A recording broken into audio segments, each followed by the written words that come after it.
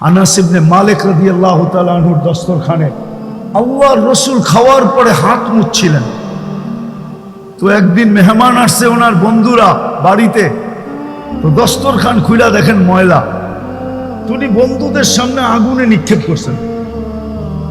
একটু পরে যখন ময়লা আগুন ছাই বানায় দিছেন, বাহির করে ঝাড়া দিছেন, ফকফকে হয়ে গেছে, কিন্তু একটা সুতোও পড়তে পারে নাই। বন্ধুরা জিজ্ঞাসা করছে, আনাস এই জাদু কোত্থেকে শিখলি? এটা জাদু না। বলে তাইলে কি? বলে এটা মুহাম্মদুর রাসূলুল্লাহ সাল্লাল্লাহু আলাইহি ওয়াসাল্লামের হাতের ছোঁয়া। আল্লাহর রাসূলের হাতের ছোঁয়া যেটায় লাগতো ওটাকে দুনিয়ার আগুনের জ্বালানোর ক্ষমতা ছিল। জুমার দিন খুতবা দিতেন, মেম্বর তৈরি হওয়ার আগ পর্যন্ত খেজুর গাছে পিঠ লাগায়া।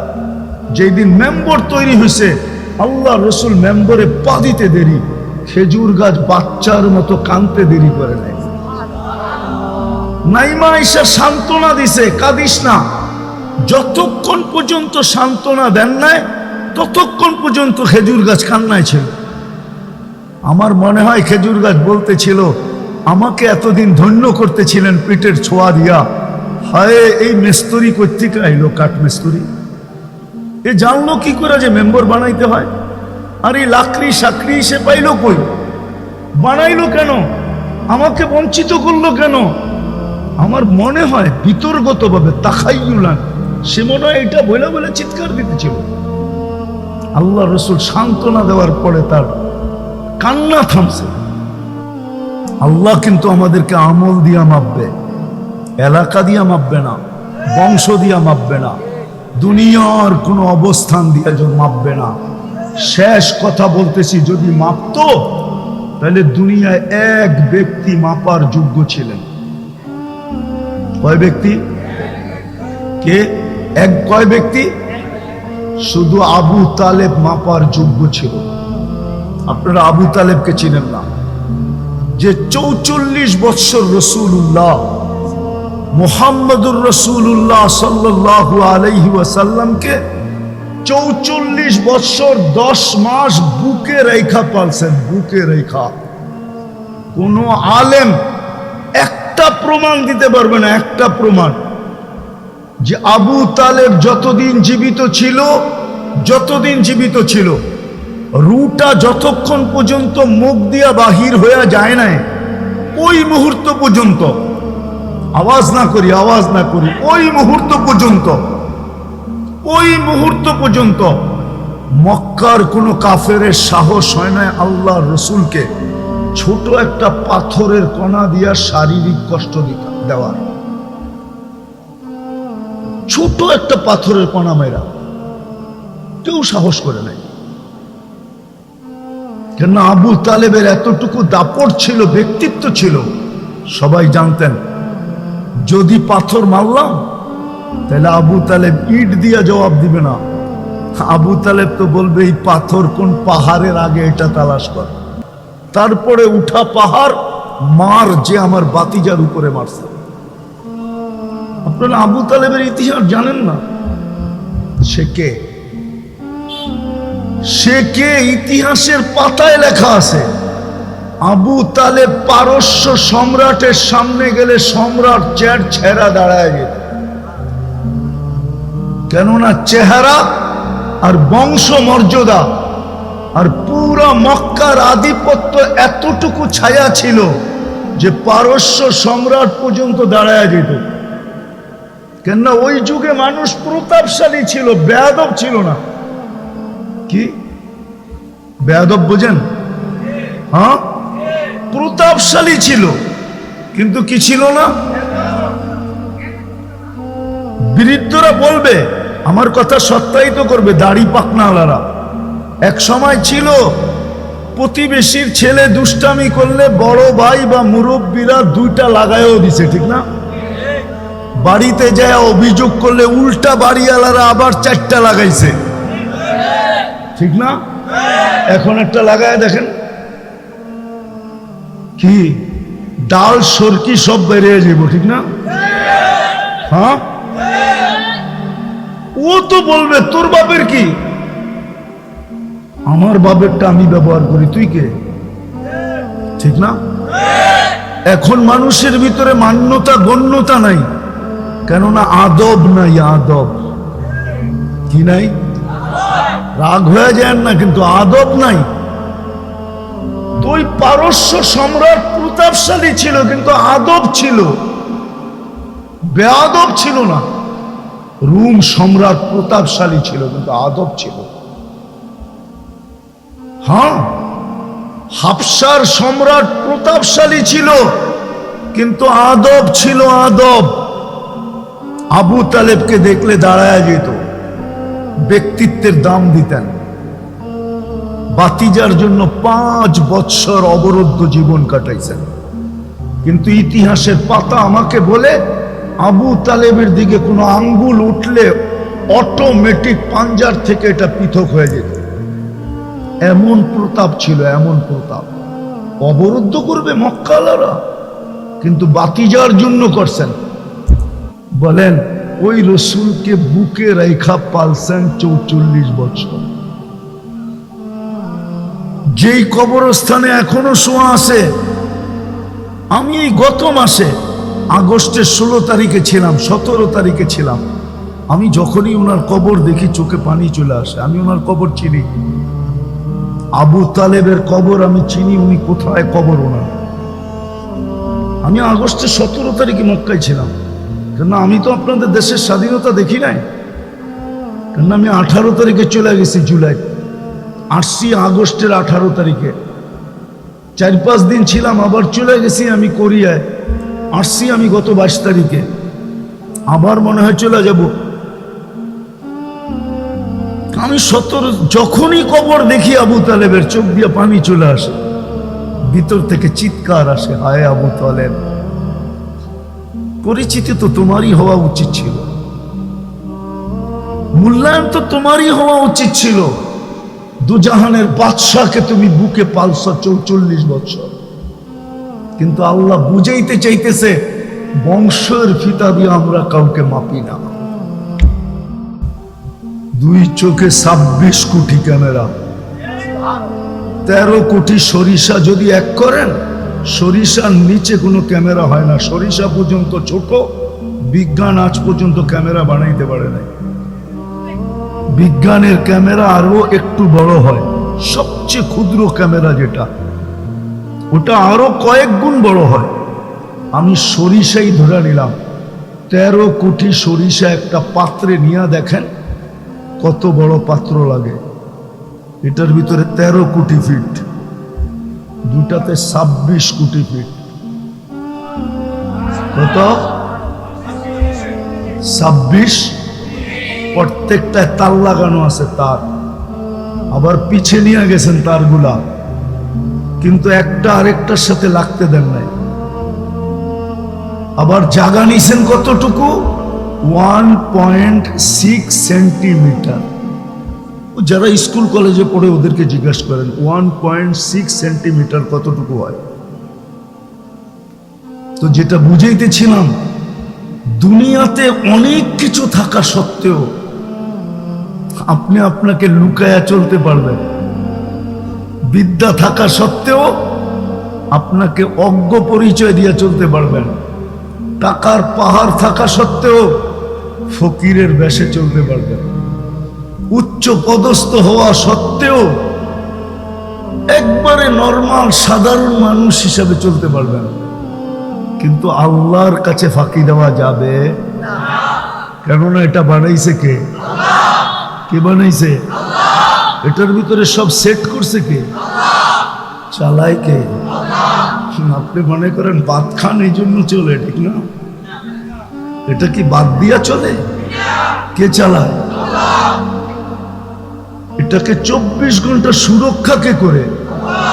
যেটাকে হেফাজত বলে কে করে? 24 ঘন্টা সুরক্ষা আল্লাহ করে। এটাকে লালন পালন আল্লাহ করে, রক্ষণাবেক্ষণ আল্লাহ করে। বিদায় আল্লাহর সবকিছু জানা আছে, কোথায় কি সেট করছেন, কিভাবে এটাকে তৈরি করছেন, এটা আল্লাহর জানা আছে। বিদায় আল্লাহকে ফাঁকি দেওয়া যাবে না। ভালো মতে বোঝেন, যদিও অশিক্ষিতের ভাব নিয়ে আপনি চলেন যে আমি গ্রাম্য মানুষ, আমি কিচ্ছু বুঝি না, দিন বুঝবো কোত্থেকে, নামাজ বুঝবো কোত্থেকে, রোজা বুঝবো কোত্থেকে, জিকির বুঝবো কোত্থেকে, তেলাওয়াত বুঝবো কোত্থেকে, সব যতই আপনি সাধারণ হয়ে চলেন না কেন, কসম খোদার এটা দুনিয়ায় চলবে, দুনিয়ায় চলতে পারেন, কিন্তু আল্লাহর কাছে কেননা এটা তৈরি করছেন এক ফোঁটা পানির থেকে, যিনি তৈরি করছেন এক ফোঁটা পানি, এক ফোঁটাও না, এক ফোঁটাকে 2.5 লক্ষ ভাগ করছেন। কত? আমি বিজ্ঞান বলতেছি, বিজ্ঞান। এক ফোঁটাকে 2.5 লক্ষ ভাগ করছেন, এক ভাগ থেকে আপনাকে আমাকে তৈরি করছেন, নিশ্চয় অস্তিত্ব দিছেন। মার পেটের থেকে বাচ্চা যখন আসে তো দুনিয়ার কোনো প্রাণী ওর মতো নিশ্চয় হয় না, অসহায় হয় না। মুরগির বাচ্চা পর্যন্ত ডিম থেকে বাহির হয়ে দৌড়ানো শুরু করে, গরু ছাগলের বাচ্চা পর্যন্ত অস্তিত্ব নেওয়ার পরে 2, 4, 5, 10 ঘন্টা পরেই হাঁটা শুরু করে। মানুষের বাচ্চা বিলকুল নিশ্চয় আসে, আল্লাহ কুদরত দিয়া সাজাইতে থাকেন, সাজাইতে সাজাইতে সাজাইতে সাজাইতে যুবককে যৌবনের স্তরে আইনা দাঁড় করায়া দেন, পজিশনে দাঁড় করান, নারীকে নারীত্ব ফুটায়া দেন, পুরুষের ভিতরে পুরুষত্ব ফুটায়া দেন, যুবকের ভিতরে যৌবন ফুটায়া দেন, যুবতীর ভিতরে যৌবনকে ফুটায়া দেন। আল্লাহ যখনই ফোটে তখনই কিন্তু আকর্ষণের পাত্র। নইলে যুবকরা 14 তারিখে যুবতীদের পিছনে ফুল নিয়ে ঘুরতো কেন? ঘুরে না? না, মনে হয় এই অঞ্চলে ঘুরে না, ঠিক না? আরো বেশি ঘুরে, ঠিক না? রাস্তার ভিতরে যেইখানে দেখাইলাম নানার বাড়ি, আমারে তো পিটাইলো, ওইখানে কেউ খাওয়াইতে পারবে না, কিন্তু যায়া তো দেখলাম হুন্ডা দাঁড়ানো আছে, এইখানেও লোক ভিড় জমায় মনে হয়, ঠিক না? 14 তারিখে মনে হয় জায়গাই পাওয়া যায় না, ঠিক না? চিনো নানা বাড়ি? না, সবাই মনে হয় চিনে না। সবাই আবার ভাবতেছে হুজুরে গাড়ির মধ্যে বসে নানা বাড়ি দেখলো কোথেকে, ঠিক না? এরকম জায়গায় যদি নানা বাড়ি হোটেল চলতে পারে তাহলে মনে হয় এই গ্রাম এখন গুলশানকে ফেল করে চলে গেছে। গুলশান এখন আর গুলশান নাই, পিছে চলে গেছে, এটা আগে চলে গেছে। তো যৌবন ফুটাইল কে? আল্লাহ এক ফোঁটা পানির থেকে অস্তিত্ব দিয়া ফুটায় দিয়েছে। বিদায় যেটা বলতেছিলাম, দুনিয়ায় অনেক কিছু লুকায়া চলা যায়, রব্বে কাবার কসম আল্লাহর কাছে লুকানো যাবে না। বিদায় কথা শুরু ছিল 3টা জিনিস যদি অর্জিত না হলো আজকের এই ওয়াজ মাহফিল থেকে, জীবনটা কিন্তু ছোট, আমরা কিন্তু যাত্রী, আমরা কিন্তু সবাই কবরের যাত্রী। প্রতিদিন কিন্তু মালাকুল মউত আমাদের লিস্টি দেখতেছেন, কে কখন যাব এটা জানার কোনো সুযোগ নাই। মানুষ যতই বাপ ধরুক, বাপ বোঝেন? মনে হয় বোঝেন না কি? মানুষ যতই অহংকার করুক, কেউকে দেখবেন বিদ্যার অহংকার, কারো কাছে দেখবেন পদের অহংকার, কারো কাছে দেখবেন কয়েকটা পয়সা হইছে পয়সার অহংকার, কারো কাছে দেখবেন কিছু বড় লোকের লোকে চলে ওটার অহংকার। মানুষ যতই বড় বাবালা হোক না কেন, কে কখন যাবে কারো জানা নাই। বিদায় 3টা জিনিস অর্জিত হইতে হবে। আবারও বলতেছি, আল্লাহর কাছে লুকানো যাবে না।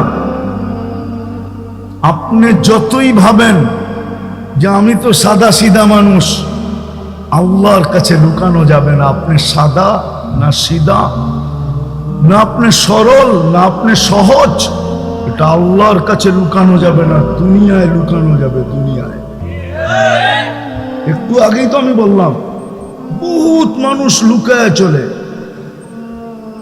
মানুষকে কিচ্ছু জানতে দেয় না। এটা দুনিয়াতে সম্ভব, কিন্তু আল্লাহর কাছে। এই জন্য কিন্তু বলতেছি, শেষ জায়গায় আমি চলে আসছি কথা, আর লম্বা করতে চাইতেছি না। আরো বক্তারা আছে, এদের কথাও আপনারা শুনবেন। রাখেন রাখেন, এই জন্য কথাকে গুছায় নিয়ে আসতেছি, চলে যেতে হবে। কিন্তু 3 জিনিস যদি অর্জিত না হইল, আবারও বলতেছি, ওইখানে লুকানো যাবে না, ওইখানে সব খুলা যাবে। লুকাবেন তো লুকাবেন কি কইরা? যিনি বইলা দিছে ইয়াউমা তুবলা সারাইর, তুমি কোথায় লুকাবে? 7 জমিনের নিচে লুকাবে? ওটাও তো আমার কাছে লুকানো না। এই জন্য আল্লাহ নিজের পরিচয় দিছেন, ইয়ালামু ইয়াসমাউ দাবিবা, ইয়ালামু দাবিবান নামলাতিস সাউদা। 7 জমিনের নিচে ঘুটঘুটে কালো রঙের পাথরের উপরে কালো পিঁপড়া, ওটা পর্যন্ত আমরা জানি।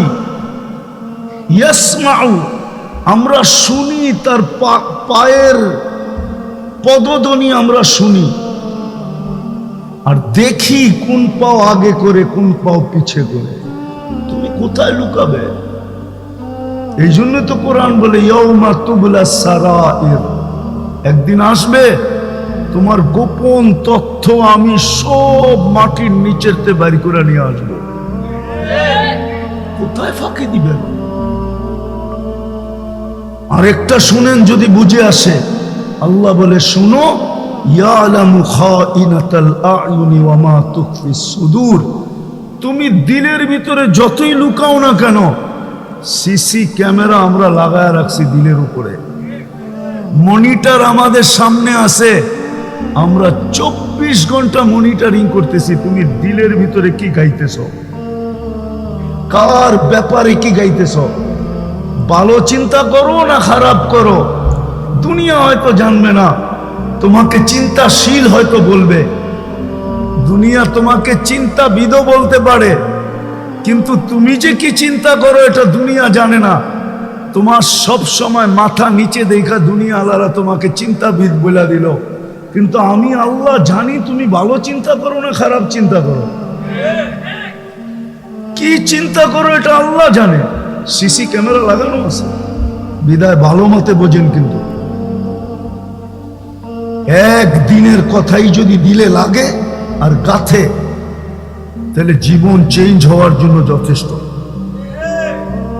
এক শব্দ যথেষ্ট।